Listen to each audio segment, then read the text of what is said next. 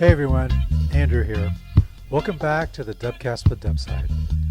This episode kicks off a little differently because the introduction is actually on video. So if you'd like to watch this video, you can find it on my YouTube channel. I'll put the link in the show notes. Dubside and I had an incredible time at Stixs, and during the couple weeks leading up to it, reconnecting with old friends and recording some great conversations. A big thank you goes out to everyone who came up and said hi and told us how much you enjoyed the podcast. Hearing how much it inspired you really means a lot to us. And of course, a huge shout out to the organizers and volunteers who made Stixs 2025 such a fun, welcoming, and unforgettable event. We really appreciate all your hard work. Now, some of you have asked what it's like to be spending time with Dubside. Let's just say I really admire how it can follow a very simple and focused, almost ascetic lifestyle. His routine is dialed in. Yoga every morning while his breakfast cooks, mostly plant-based whole foods, no screens, just books. You know, he hasn't watched TV since he was 12 years old. There is a discipline and focus to how he lives that really makes you think about what it takes to master something. I've learned a lot just watching his routine throughout the day. So after Stixs, we sat down by the fire and recorded our thoughts. I'm going to share some of that conversation here. Like I said, this part is on video, so head over to my YouTube channel to see it. So here we are. Monday evening, the day after Stixs. Fly out tomorrow morning. Yeah. Back to the East Coast. Yep. Yeah. Getting up early tomorrow. What did you think of the weekend? How would you kind of just the weekend? How about the whole? What have I been here? 2 weeks yeah, now? the whole week. I can't even remember when I got here. Run up to the event. Molden Avery picked me up at the airport. Did some classes up there in Vancouver, Washington, and then you picked me up from his house, right? Yeah. And then we went our little road trip doing interviews. Yeah. And then we got the Stixs. Yeah. Heck of a time. Whirlwind for these 2 weeks. Not a whole lot of time to rest. Yeah, that's a good word for it. But we managed to make it work. Yes, we did. On a very tight schedule. What do you think of the event itself? Stixs, I think they're off to a good start. It's definitely a new start. They got a new location, new staff learning how to do things, and they're making little snafus here and there that'll improve over time. When we interviewed Peter Gangler, he'd been coming to Delmarva for so many years, longer than I have, 25, 30 years almost. And doesn't he lament how, that it's not how it used to be and you miss the old times and it just has so changed so much. And I know there are people who feel that way. People who don't come back to these things, it's just not the same anymore. And Peter Gangler said, you just have to embrace all of it. And each one is unique and not trying to make each one a reference point to the other ones and a better or worse to them. It is what it is. And you come there and enjoy it. So Stixs is going to be the same thing, it's a different group of people there, different location, but hey, you're just going to enjoy it. And it was a very enjoyable weekend and some new cool people and some cool old people. I wish I had more time to talk and interview with people. Yeah. We had, a few people that we were trying to get to do an interview with, but everybody was so busy. With classes. Well, they got me on the water teaching and doing yoga instruction in the morning and presentation in the evening, so I didn't have much time to get out my gear with you and record stuff. But yeah, it was a really tight schedule. You got some good video, right? I hope so. Yeah. We'll find out. And as they're learning how to do things, I was very happy when they wanted a Sunday afternoon rolling competition thing. Usually at Stixs, that would mean we get out on the dock, I'm in the water, and everybody else they can find who wants to do it, and we go through the list until usually no one can do any more rolls except me, and I'm doing the last one, and that's the end of the demonstration. And somebody will be narrating. I wasn't all that thrilled on Sunday afternoon to get my gear all wet again if I could get out of it. And so we had two folks there who are relatively new. I don't think they've been at prior Stixs. And they got good rolling skills. They still got some things to learn. So I suggested we have them in the water. I was suggesting several people. Those are the two that stepped up to the task. And I narrated, along with Henry Romer, one of the old-timers there, and we were studying the names of the rolls in Greenlandic and making comments on them, and they were in the water. And I was happy about that, because if you have, when Cheri Perry and Helen Wilson and I, or people like James Mankey, do the rolling demos and, knocking out all the hard rolls, I think it's just intimidating for other people. I mean, you see how they're done, but to expect someone else to try that, and maybe next year they could do the demo, we don't get a whole lot of buy-in on that. But so to this time, deliberately step back and say, okay, you folks do the rolling demonstration.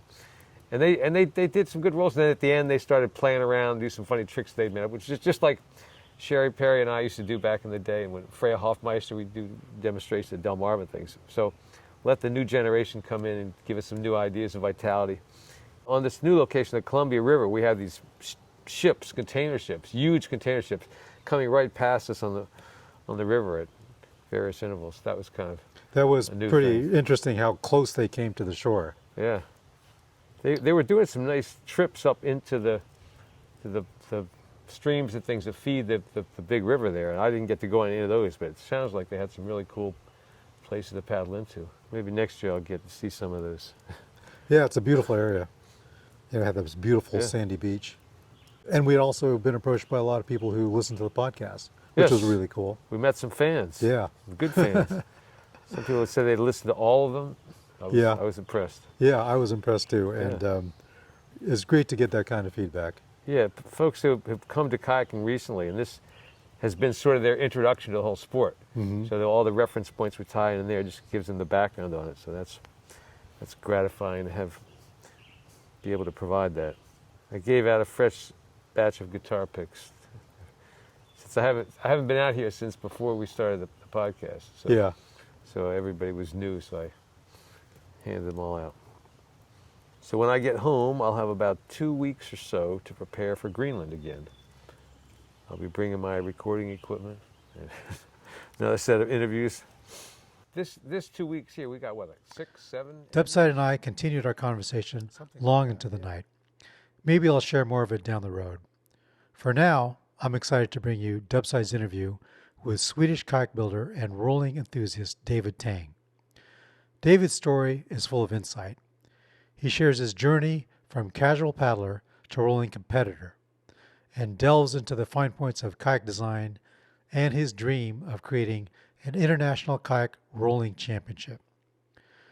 If you geek out on technique and rolling form, you're going to love this one. Also, a quick update. We've launched an Instagram for the Dubcast with Dubside.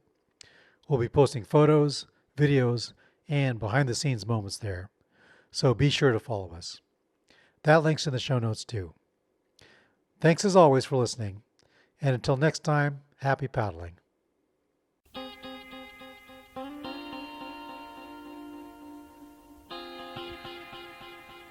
Welcome to the Dubcast with Dubside. This is a special guest edition of the Dubcast. An interview with an expert kayak roller from Sweden named David Täng. So I talked about how he got started kayaking and how he got interested in rolling and formed a rolling group, how he got interested in competition rolling, and Cheri Perry and Turner Wilson come up in the conversation a number of times. Talks about going to the Danish rolling competition. We delve into the Straitjacket roll. We mentioned Jan David Jensen. And we talk about skin-on-frame design related to rolling and special modifications. He mentions Jørgen and Anna Sophia from Norway. Finer points of spinal flexibility. His ideas of organizing the Swedish Rolling Championship and having a kayak community, and the idea of an international rolling competition. This goes for a little under 45 minutes. Well, it is August 12th. And if this sounds familiar, it's because I've recorded a few other episodes right here from this location. But I'm talking to David Täng from Sweden at his house. And so as a special guest, I would like our listeners to meet you and get to know you. Thank you. Welcome to the Dubcast with Dubside. Thank you. So I first became aware of you in finding out about the last couple years of the Swedish kayak championship. And when I saw they put up the video of Jan David competing and missing a few rolls that I knew he could do, and some guy named David Täng going after him and doing, I think, what was scored as better than him, which impressed me quite a bit. So I tracked you down, and here I am at your house talking to you. So how long have you been kayaking? Oh, 10, 12 years, something like that. Okay. Wow. So it was my wife that said, well, we had to have some common interests. So after golf didn't work out, let's try kayaking. And I said, well, all right, okay. And here I am. Wow. So you didn't pick up on the Greenland rolling stuff till relatively recently?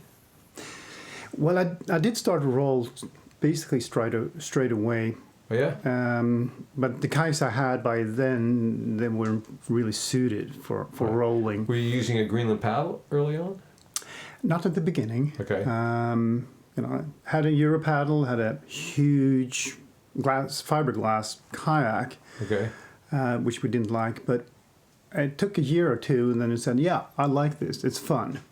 Kayaking in general. Kayaking, okay. particularly. And you were going out paddling just the day things and not really rough water, or what? No, just, smooth water, day Okay. trips, going back and forth a little bit.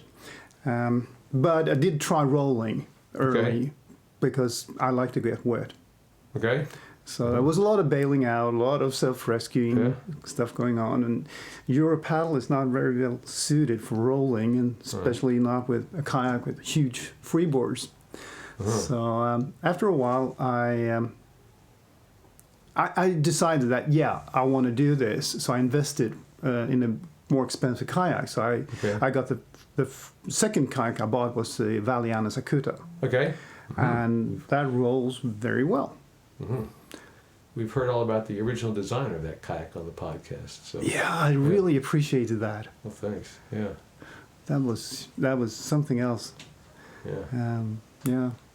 So after another year, I found these plans on the internet for a Greenland paddle. And I said, Okay. that's something. I love, woodworking is fun. So I started making my own paddles, and they were awful to start out with. Yeah. 1.2, 1.3 kilos. Okay. Huge things, thick things, heavy things, but they were way better than the Euro paddle. Yeah. Okay. And so did you, when did you become aware of there was this like a Greenland type of community, and whether in Sweden or other places, or? That was much later, but I didn't know anything more than the standard Greenland roll. Okay. Luckily, I've never heard of the C2C, which I kind of not a fan of. All right. But I spent a lot of time on YouTube by then, and after a short while, I found Cheri and Turner. So I actually got there. This is roll 2 first. Okay. So then the whole world opened up for me, and I said, wow, this is something else. A couple of years later, when I went through most of the rolls on the second DVD, I bought the first one, and then things started to pick up. Because if you don't have a good foundation, the harder ones basically gets impossible. Yeah. All right. So I went back and I relearned, and I've relearned a couple of times since then. All right. Now, when you started, you're out paddling. Now, my awareness of Swedish coastline here, there's some beautiful places to paddle, and I guess you're right in the middle of that. Yep. You're out. It's outside of in Greater Gothenburg is where you're at. But you have other. Yeah, well, I live permanently south of Gothenburg, at a place called Onsala. So we got pretty good waters around here. Okay. But I am so fortunate that my parents came from up the coast. They were from a small town called Strömstad. Okay. And my grandfather was a pilot there. So they had a little house out on an island outside of Strömstad called Koster. Huh. And that place, well, I can't find the words to describe that place, but it's a mecca. It's a wonderful place for kayaking. It's one of the best places I can imagine. Okay.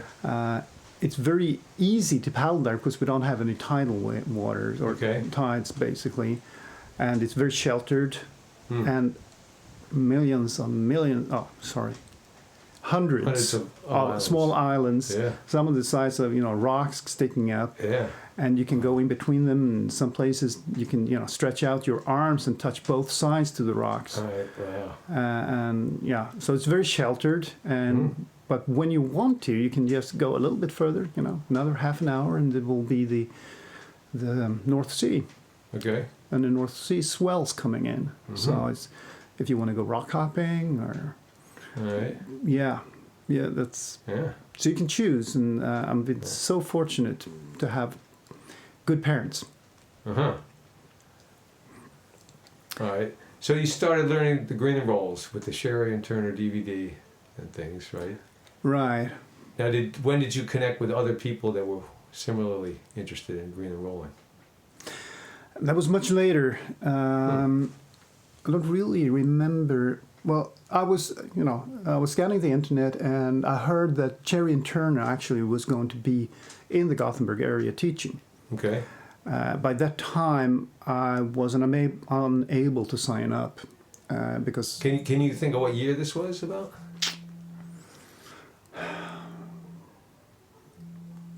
15, 16, maybe 17, something like that. But I couldn't attend because I didn't feel very well. But I went there, so I watched from the docks, and I get to say hi. And they were teaching the basic stuff, but still, and I didn't listen into the lessons, but I was sitting there, and then I started finding people sitting next to me, started talking, and it turned out that they were just having a chat group, a messenger. Okay. They were asking each other, anybody want to go kayaking tomorrow and stuff like that. So there was a small community around there in Bildal. So I joined them, and one of my first posts was, "Does anybody like to roll?" So there were a couple of people there, so we did, a few sessions, and that's when things really started to kick in or kick off or kick down or whatever you want to call it. But we started meeting up regularly. So nowadays we go twice a week. Okay. And in the wintertime it's just Saturdays because, it gets dark. But we still go every week. And there's, when you find a group of people that can stimulate and help each other, things really start to pick up, and we've been so fortunate to have that group. And even though we're on very different levels, and everybody's welcome to join us, we now started a club. And why we started the club was just to get the licenses for competing. Okay. So half of the fee is for the license fee, and the other one is for future whatever, so we don't invest anything. Okay. So we got the parking lot as our clubhouse. Okay. Yeah. That's fine in the summer, but it's a little bit chill in the wintertime. Yeah. So they started pushing me, and after a while they said, "Well, these are some very interesting people. They're so competitive." And I can't believe lured or fooled into getting my competitive horns growing as well. So, but I mean, like Johan, he's been Johan de Vrang, has been competing in BMX biking. Henrik Wahlsten, was the world champion in skateboarding, slalom skateboarding. Johanna Möllersten, she's I don't know if she competed in the championships, but she does kickboxing, rock climbing. Okay. So these are all athletic people, but would also generate an interest in kayaking then. Right. Okay. So I mean, these were the people that joined me and I had around me, and they said, "Well, we got to start competing. We're getting good." Okay. And I said, "No, I mean, competing and rolling, and we're just doing this for fun." Huh. They said that, and I did, said no. And of course, that same evening, I started looking where are the competitions. All right. So Greenland, of course. So next to that, I said, well, Denmark, much closer. I mean, it's just an hour away or a couple of hours away. So I said, does Denmark have any competitions? And they do. And I just found out that they've been holding them for years. All right. So in 22, we joined up. So there was me, Johan, Henrik, Andreas. No, Andreas didn't go, but Johanna went. And so we went to my first competition then. Strua. Yeah, that was the first place we went to. Okay. How did you do there? I came third. Okay. So there was this guy from the Netherlands, Stixs. Sorry, Nud. Can't pronounce your last name, but Right. you know who you are. He was outstanding. That was the first guy I actually saw pull up a straitjacket roll. Okay. And while I was sitting there on the docks, Swedish people, we understand Norwegian, Danish. Yeah. But since I live closer to Norway, I mean, Norwegian is so much easier for me. Okay. So sitting on the docks, waiting for my turn, and talking to Danish people,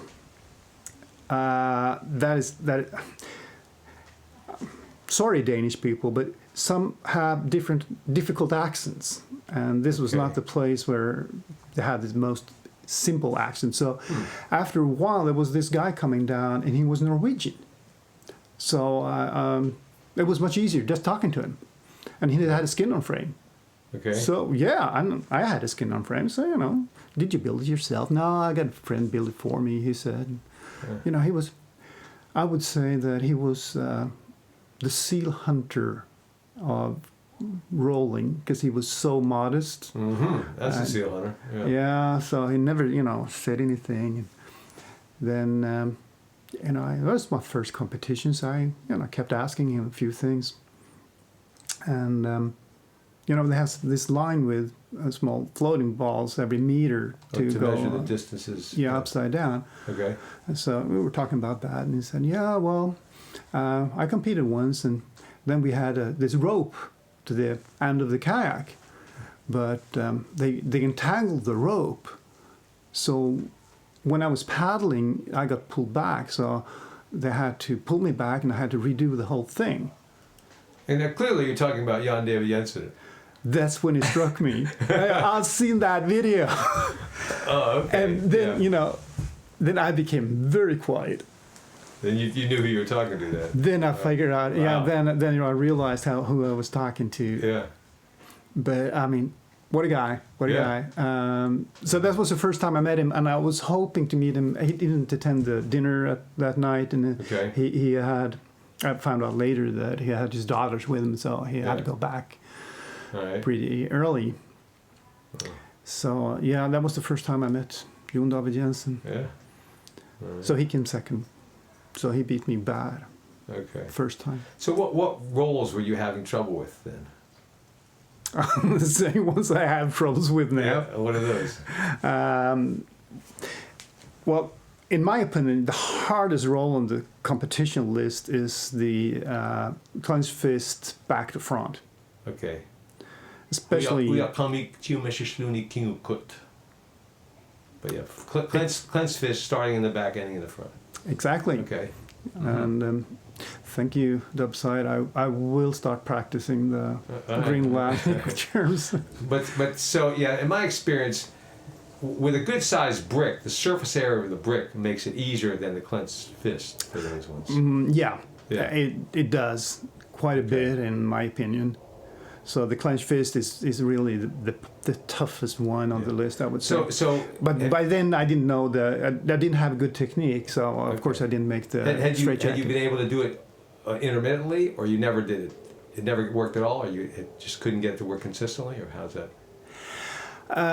I get it and I lose it. Yeah, okay. So when I practice a lot, it becomes easier, of course. All right. And it, I build my own kayaks. Yeah, I was just going to say, this is in one of your own skin on frames. Yeah. Do it. Okay. So lately, there's always a trade-off between layback rolls and forward finishing rolls when you do the kayak. So, of course, I mean, I've been looking for the holy grail these last couple of years, and that would be the straitjacket roll. Yeah. So I built my kayaks to help me in the straitjacket roll without much concern on the forward finishing ones. Okay. So that has been, I would say, rather stupid, but as I do pull them off regularly, sometimes I need a second attempt. Yeah. I say, yeah, it's worth it because straitjacket is 11 points per side, and clenched fist is only 9. All right. But at the really top levels, you got to hit them all, right? Yeah, and you don't want to have any deducted points. So that's why I practice a lot these days. Well, I don't know, since I don't build kayaks myself, I just take what I've got and try to work with it. Right? I modify folding kayaks by changing the size of the ribs. But say in the Rebel Ilaga design, the Johan Worson's design, to do the straitjacket stuff, I find you can take the foot pedals and slide them all the way forward.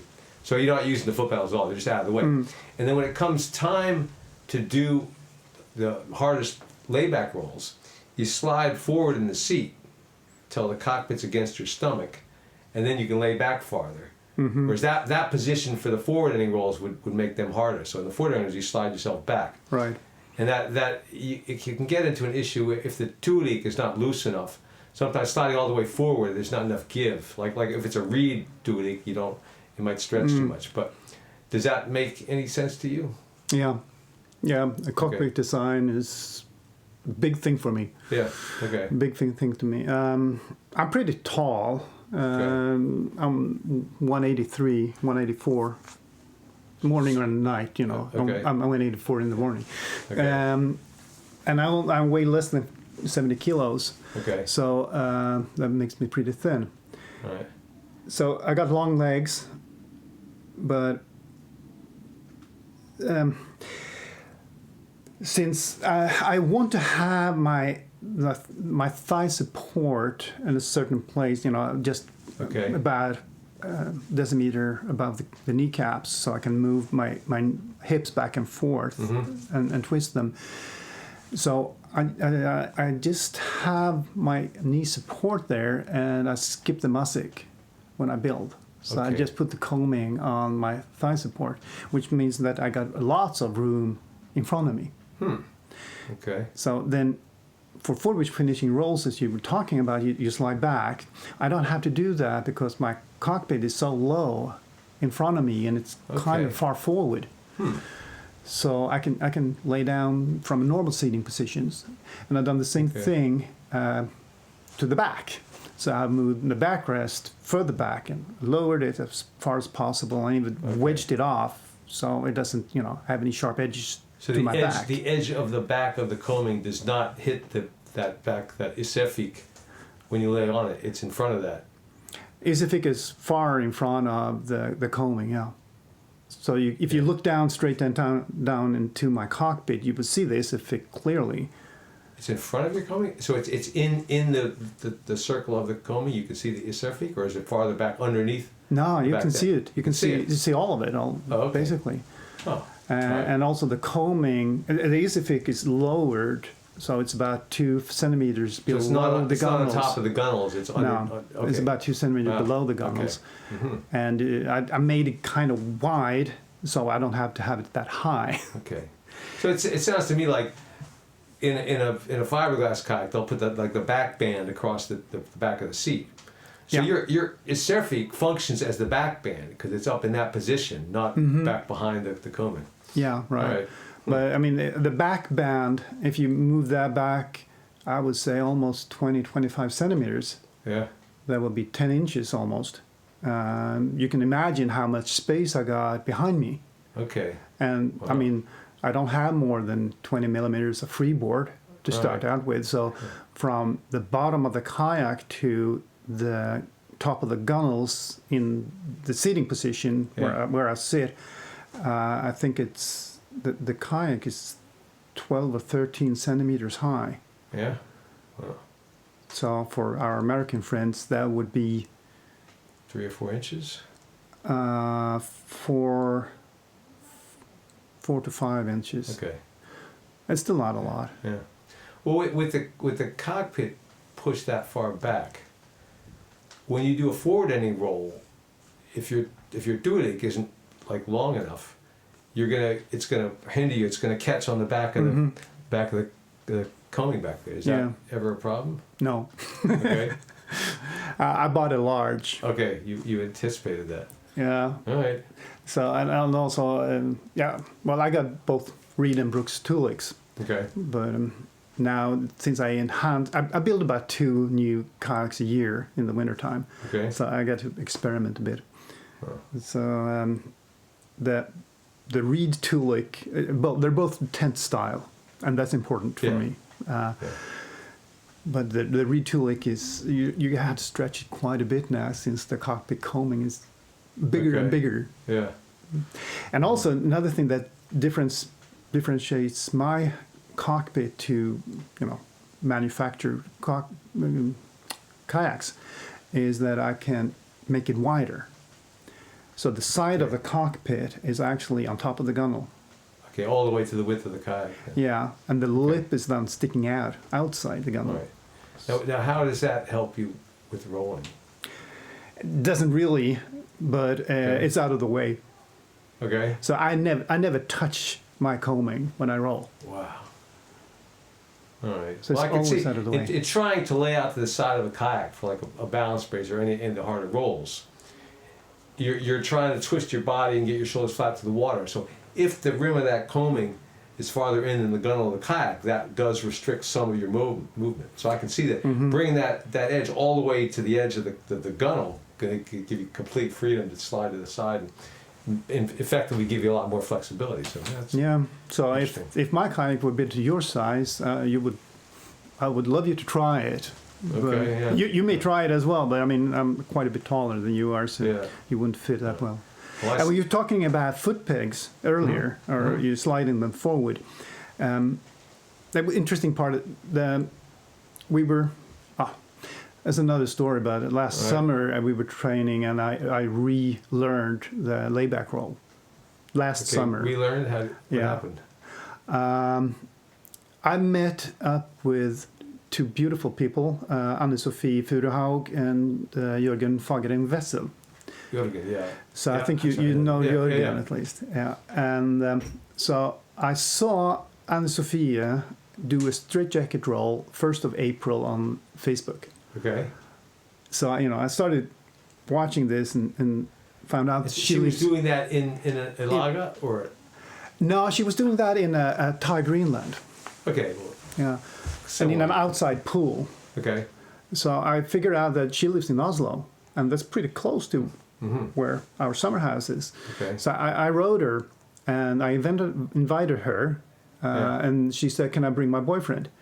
Which was Jörgen, which I didn't know. So they came, and I've invited Jon David as well. Okay, wow. And I only met him once at the competitions, but I said, heck, how bad can he be? So they stayed at my place in my summer house then for a couple of nights, and I relearned the layback roll. Okay. They said, turn the kayak first, head out of the water last. You ever heard about that? Yeah. Okay. Well, yeah, I said. Sure, of course. Well, now you have to do it. And I said, well, I've been doing that all along. No, you haven't. So that was the secret to the straitjacket roll. for me Okay. at least. And by that time, Jon David, he brought his skin-on frame, but Right. it didn't really work out for him. So he tried mine. Yeah.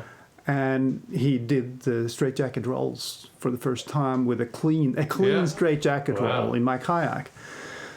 So after last year's competition, it was black.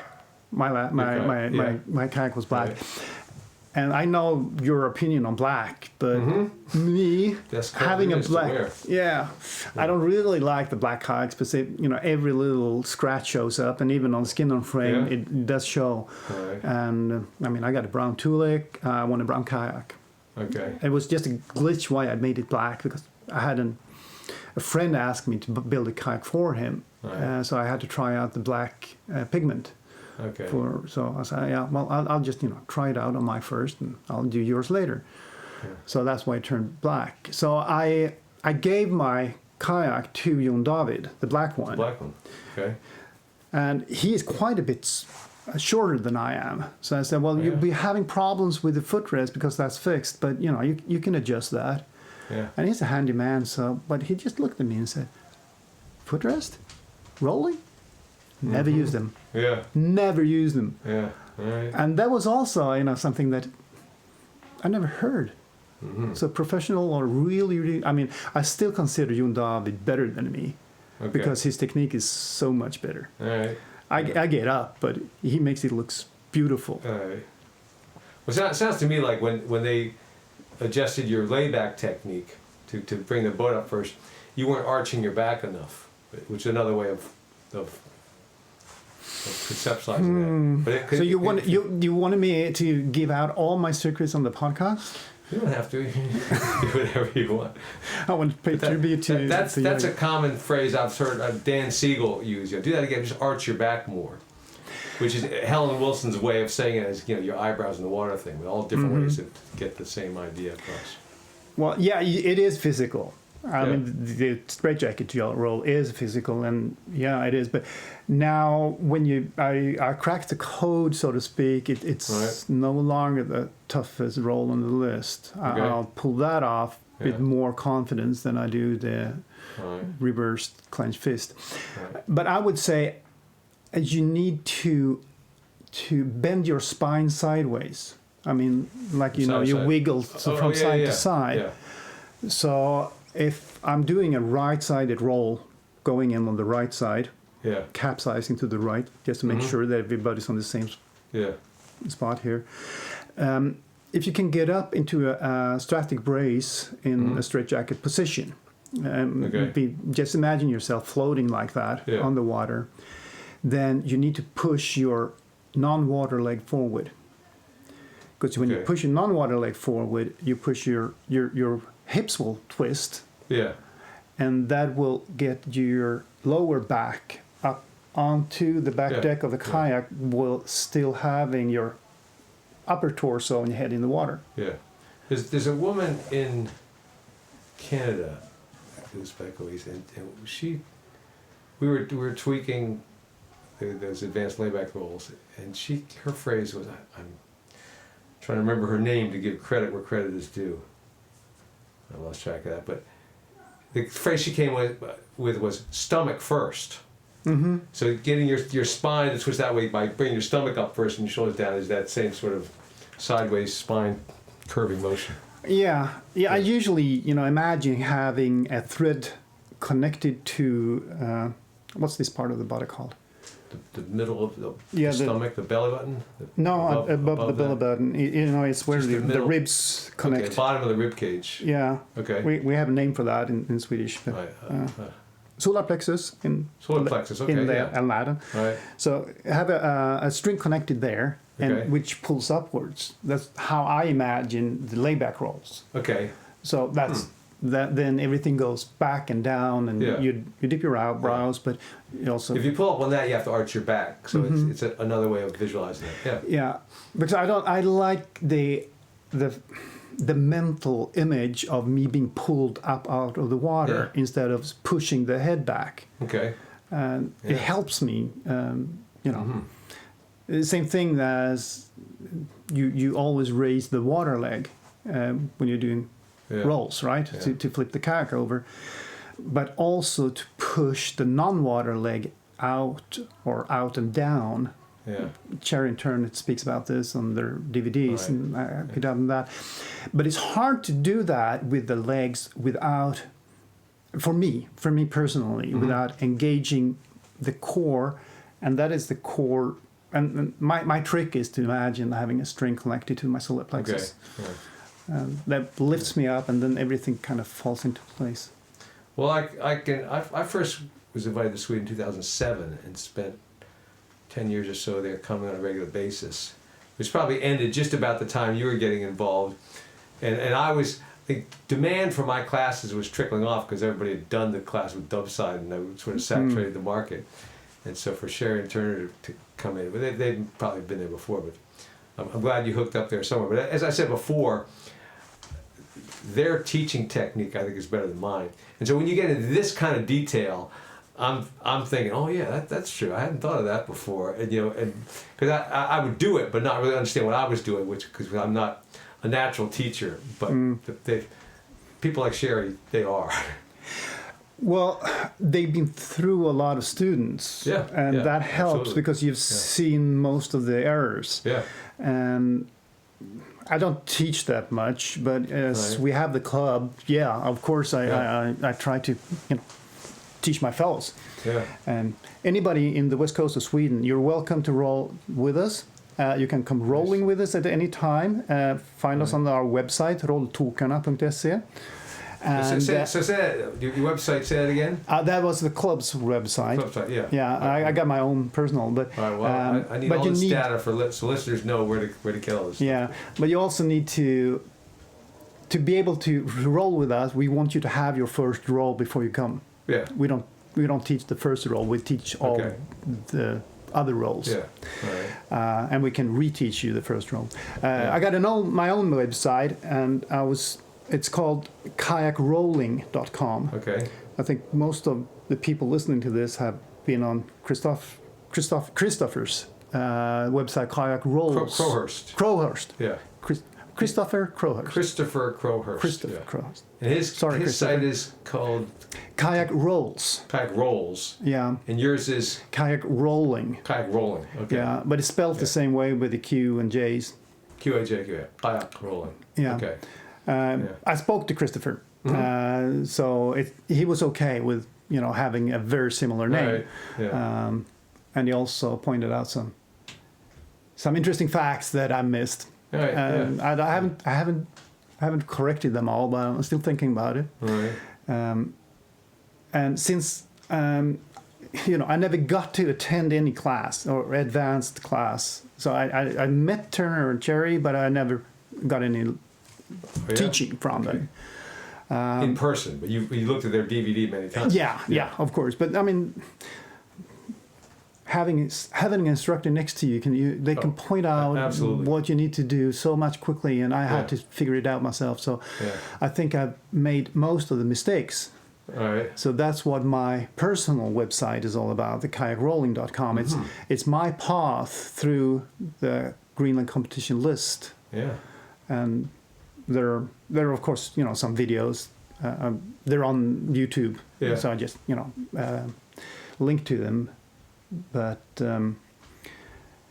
I hope that somebody will pick up and it's not teaching as per se on my website. Is more like a blog of how what I think about what kind of mistakes I've been through, right. And I'm sure there are many more that I haven't written about. But if anybody finds something interesting there, I'll be happy. And so far, I left my email there, but so far nobody's contacted me through the email. How long have you had this website up? It's about 2.5 years. Okay. But 1.5 year. 1.5 year. Yeah. All right. But increased my hits on YouTube. Okay. Yeah. So that's something. Yeah. Yeah. So after I went to the first competition in Denmark, with my friends, who were very competitive, as I said, we started thinking about, well, we should do this at home. We should have a Swedish championship. So how do we do that? Well, bummer. You have to be a registered club with the Swedish Canoe Federation to be able to, interact with them at all. They've got requirements for things. Well, the licensing for one part to get a competition license. So we started talking with some friends. Well, I wasn't really friends with them, but Johanna, she's our chairman in Rolltokarna, our club. She knew some people, and she started mailing, and she connected me, and then we got hold of Karin Åmossa, and she's on the board of the Swedish Canoe Federation. Okay. So she helped us out and got all the connections, and checked out the rules that I pulled off the Kayak USA and Danish Canoe Federation website, and did the translations and stuff. So we got approval to be a what do you call it? Recognized. Yeah, recognized. So last year was the first time that we held the competitions in Sweden and Stockholm. Right. They said that, well, David and Johanna and all of us people on the West Coast did a lot of work. So they said, well, if you want to have it, please, do the arrangements.